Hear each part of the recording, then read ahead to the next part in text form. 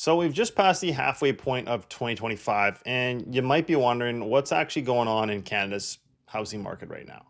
Because there are some pretty big shifts that have been happening lately. And if you haven't heard, well, prices have continued to fall, population growth has basically stalled, and when you look at where people have been moving to, a lot of them are heading to the prairies. At the same time, we're building more rentals than ever, even though many of the people who'd rent them are leaving the country, which makes things even more confusing. And when it comes to mortgages, everyone's hoping interest rates will finally come down, but so far they haven't. So I'm going to be going over a bunch of topics in this video, covering all the things that I just mentioned. And then by the end, I'm going to give you a little rundown of what this means if you're buying, selling, or just on the sidelines, just trying to stay informed. But before we get into it, just a quick heads up. This video is part of a collab with some of the best real estate YouTubers across North America. We're all just digging into what's actually going on in our own markets, the stuff you're not going to hear on the news or in some generic report. So if you're curious about what's happening outside your own city, outside your own province, just check the link below, as these creators really do know their stuff. So to start things off, we're going to be looking at the benchmark house price. We got a graph here, or two graphs really.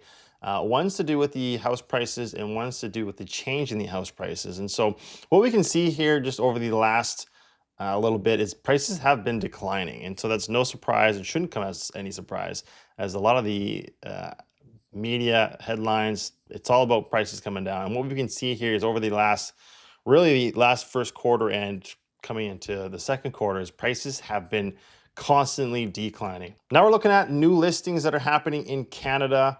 We're sitting at around 80,000, which we've seen a few times hit over the 80,000 mark over the last really decade and a bit. And it's going to be interesting to see what happens in the future here. My guess is that we're going to be seeing more new listings hit the market over the next couple months here as summer comes to a peak. So we'll see where that goes. And when it comes to active listings, it's no surprise that we're creeping onwards and upwards here with lots of activity as far as new listings go. And then you can kind of see the spreadsheet here as far as month-to-month changes. We've basically seen everywhere since July of 2023. We've just seen constant growth in active listings, which kind of brings us into my next point here, is just these sales. So a lot more listings, a lot more active listings, or new listings, sorry. This happens because there's just not as much sales happening right now. And so when we look at these, home sales in Canada here, it's been kind of going up and down here for the last couple of years, but it seems to be creeping upwards. And really, when you look at like a seasonal market, sales tend to, be less during the winter months, and then during the summer months, spring and fall, it tends to be a little bit more. So we're kind of seeing that as well. And then when it comes to sales, so this is sales to new listing ratio is always kind of an interesting one. And what kind of caught my attention here is that we're not, I shouldn't say we're not, but we're at a low here we haven't seen in over a decade, as just far as the sales to new listings. So essentially, it's just a comparison of like any new listings that come on the market, how many of those actually translate into sales, or how many sales per new listings. And we're sitting at like 47%, which we haven't seen that low in quite some time. And then this is just a comparison on Ontario here, which is kind of similar. When you look back, there was a little bit in 2009 when it got pretty slow, but we haven't seen this kind of, sales to new listings ratio in Ontario specifically since like 1996. So it's been quite some time here, which kind of leads me to my next point. We have all this stuff going on. We have listings at an all-time high. Sales, are starting to creep down. Is the housing affordability index here. And it just basically, housing related expenses as shared as disposable income. Back in, again, COVID a couple of years ago, housing unaffordability was at an all-time high, right? And it still is, unfortunately. But as we can see here in this graph, that it is trending downwards, which is basically a good sign. So that's kind of an overview, and I just want to get into the Canada's population. Like, where is it going? What are we seeing? What are people talking about? And I thought this was interesting. We just have an article here. Almost no increase in the population size of Canada during the first quarter of 2025. So it's kind of frightening because, we need population growth. So let's just read on here. From January 1st to April 1st, population of Canada increased by 20,107 people. They round it to basically 0%. So we're at 41,540,000 48,000 people. And this was the smallest quarterly growth since the third quarter of 2020. And when the population decreased by 1,200 people in the wake of border restrictions to slow the spread of COVID-19 pandemic. The first quarter of 2025, 0%, marked the sixth consecutive quarter of slower population growth, following announcements by the federal government in 2024 that they would lower the levels of both temporary and permanent immigration. So we're going to get into that a little bit later.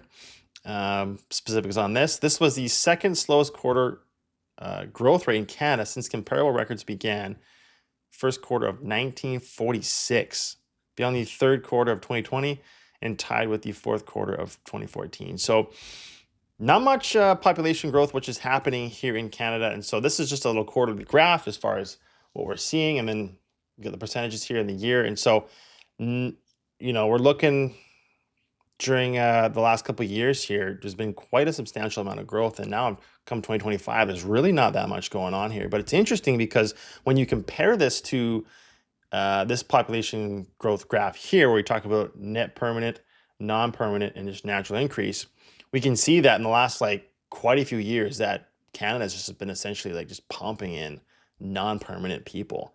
And so with the the new regulations that Canada's trying to put in place just to limit that amount that's happening, and just so you get an idea of what this actually means in numbers sake. So I got this graph here, total amount of non-permanent residents as per total of Canadian population, which it's about 7.1% here. But total's just about 3 million people. So if you think about it, I put the stat here, 1 in 14 people that you meet is a non-permanent resident. And I don't know why, but that stat just kind of it's kind of overwhelming. It's kind of whoa, there's a lot of people in Canada that are non-permanent residents. So I don't know, I found that very interesting.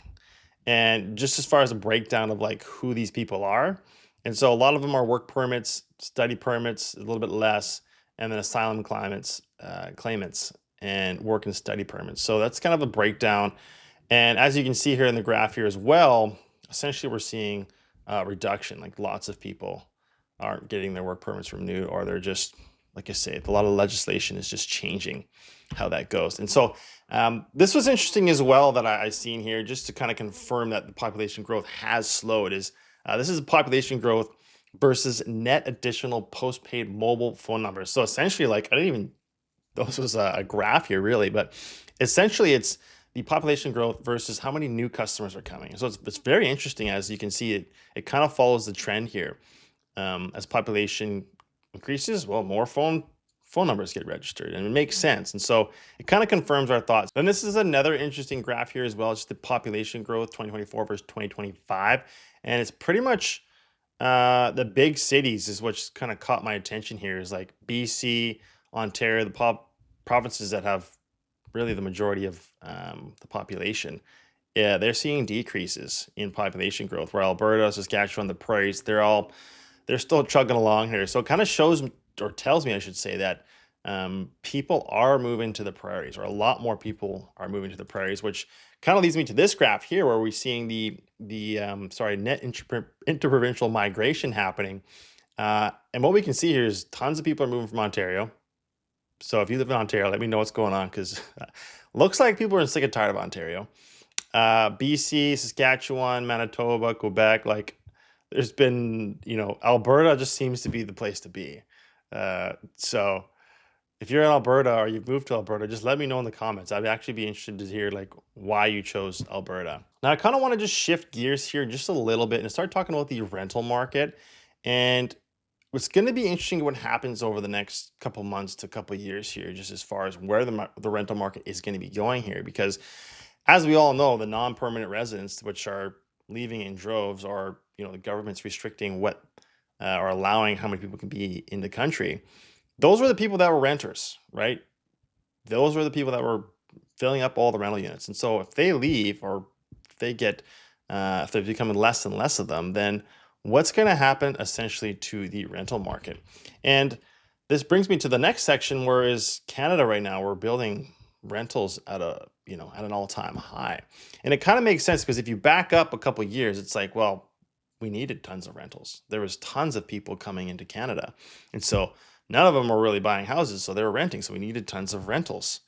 So you can see here, condos, they've been taking a dive. Rentals have been going off the charts here. In single family homes, it seems to be somewhat stagnant, which is just interesting here. So, like I said, there's more people now than ever leaving Canada, and the rental market, as far as the housing starts, it's at an all-time high. So I don't know. It'll be interesting to see where it goes here. And this kind of just confirms it, right? We have the rental purpose-built rental units under construction in the bigger cities, and we're at 150,000, and then rental stock under construction as the shared total of rental stock. So it's kind of interesting. BC is building rentals like it's going out of style, and so is Atlantic, which I've never been out that way. So if you're out that way, let me know if they've been building crazy amounts of rentals. That'd be interesting to know. Now, what's happening as well is that we're seeing a lot of basically decreasing in rental rates. And what's happening, obviously, it's no surprise here that the non-permanent residents are driving,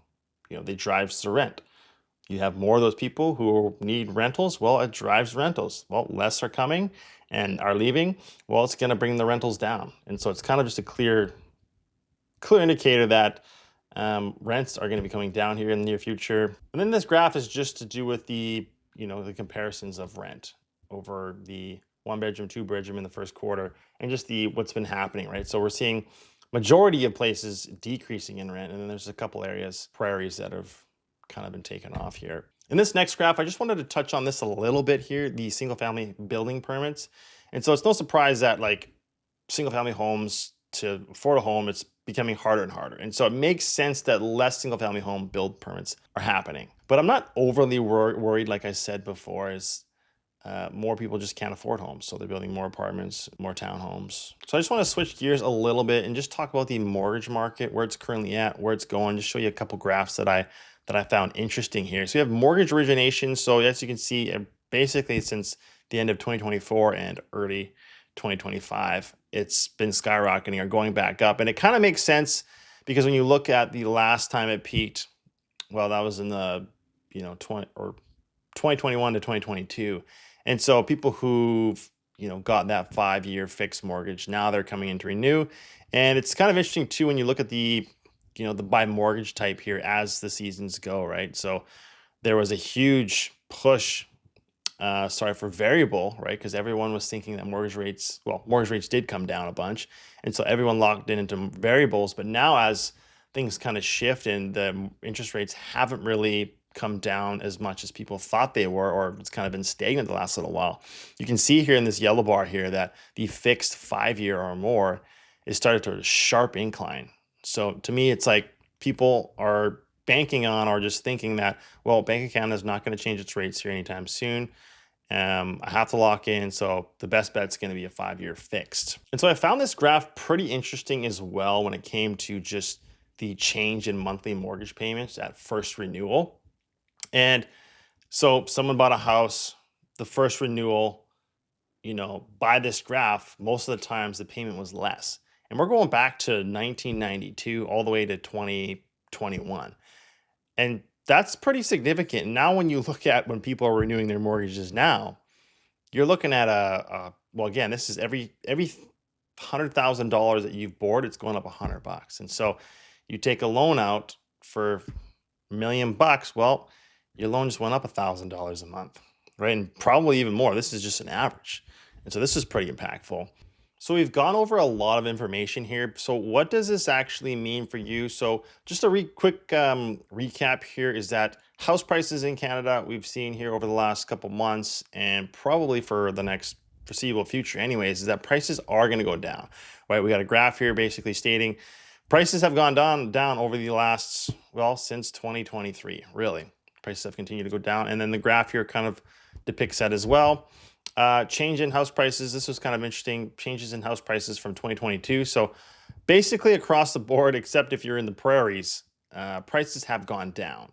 And so it's interesting. So if you live in the prairies, you've done fairly well for the last, couple of years. But if you live anywhere else, you haven't. Then when we look at the new sales to listings ratio, a lot of homes are hitting the market. Not so many are selling. And this graph basically just shows we haven't seen this amount of homes not selling for quite some time.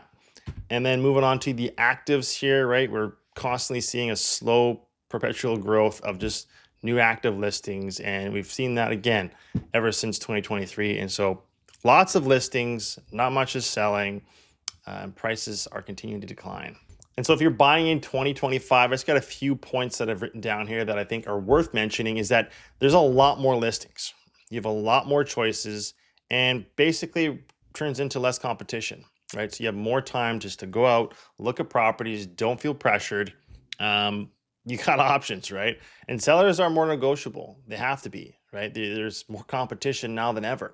And then prices are trending downwards. And this is the big one, right? Like how far are prices going to go down?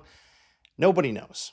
But all we know is it's trending downwards. So if you can wait or you're wanting to wait, it's not a bad option, right? And then it's still important to get pre-approved as always, right? You need to know how much money you can afford so that you don't go look at houses that you can't afford. So those are my kind of takeaways. So if you're looking at selling in 2025, maybe right now, maybe a couple months down the road, who knows when exactly. But if you're thinking about selling, I got a couple pieces of information that I would tell you is that you need to price it right from the start. You don't want to test the market because as we're seeing here, the prices are trending downwards. And so you want to be ahead of that because as more listings hit the market, you have more competition and it's just not ideal for you, right? And so with more competition, you need to make your home stand out. This is just essential. You need to fix whatever is broken, stage it well, needs to stand out. Like you need to be the best home on the block or the best home in the neighborhood when it comes to listings. Because again, there's so many listings. And then just be ready for longer sale times, right? We constantly seeing that the days on market, they're just increasing. So if you're trying to get a quick sale, well, then you may have to lower your price substantially to be the best option out there, is one option, or just expect to have a longer sale time. And then you need to be flexible on your terms, right? There's buyers are in the driver's seat right now. So you have to be able to maybe not always be bend over backwards for these people, but you just have to be flexible. And lastly, you need to know your reason for selling because this is a stressful time for you. You're trying to sell your house in the market. It's taking longer. More listings are popping up. Yours isn't selling and it's very stressful. And then it kind of makes you think, well, why am I selling in the first place? So you need to know your reason up front because you just don't want to go through all that stress for nothing. And so if you are in fact thinking about buying, selling right now, or maybe in the future, I'm more than happy to introduce you to some agents throughout North America as I do have a lot of connections. So if you found this video helpful, just let me know in the comments what your thoughts are on the Canadian market and make sure to subscribe so that you don't miss out on next month's report. And as always, thank you so much for watching and I'll see you in the next one.